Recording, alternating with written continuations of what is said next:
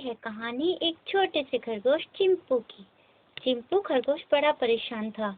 उसके बेटे टीटू का बुखार बढ़ता ही जा रहा था।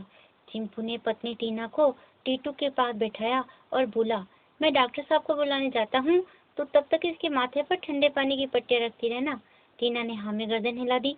चिंपू ने पास रखी छतरी उठाई क्योंकि बाहर बारिश हो रही थी और डॉक्टर साहब को बुलाने के लिए निकल पड़ा। वह कुछ ही दूर चला था कि उसे लगा कोई उसका पीछा कर रहा है।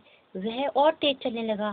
सामने से आती एक मोटरसाइकिल जो सोनू हिरन चला रहा था, उसकी लाइट की चमक में पीछे मुड़कर देखा तो यह किटकिट बिल्ली थी। चिंपू के होश उड़ गए। वह लगभग भागने लगा, पर उसका दिमाग उससे भी तेज भाग रहा था। तेजी से भागते हुए उसने छतरी बंद कर बगल में दबा ली और एक जगह पर पहुंचकर जोर से छलांग लगाई।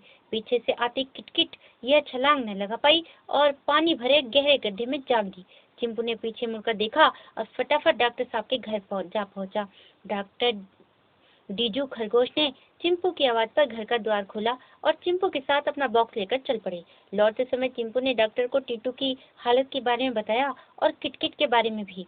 किटकिट गहरे गड्ढे से निकलने का प्रयास अब भी कर रही थी, पर निकल नहीं पाई। डॉक्टर साहब ने चिंपू के घर पहुंच टीटू का बुखार थर्मामीटर से चेक कर दवाई दे दी। डॉक्टर साहब ने लौटते समय टीटू के शीघ्र ठीक होने का आश्वासन चिंपू को दिया और पूछा, चिंपू तुम्हें कैसे पता था कि पीपल के उस पेड़ के पास गहरा गड्ढा है, जबकि वह तो बारिश के पानी से लबालब भरा था।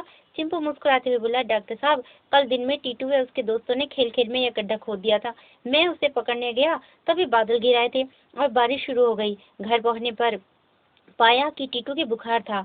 आज जब किटकिट पीछे पड़ी तो मुझे एकाएक ध्यान आ गया कि मुझे बस वो गड्ढा ही बचा सकता है। डॉक्टर साहब चिंपू की सराहना करते हुए बोले, वाकई विपत्ति में यदि धैर्य न छोड़ो तो विपत्ति से आसानी से बाहर आ सकते हैं। शाबाश चिंपू। तो आपने भी कुछ सीखा ना चिंपू से? कभी मत घबराना कठिनाई से।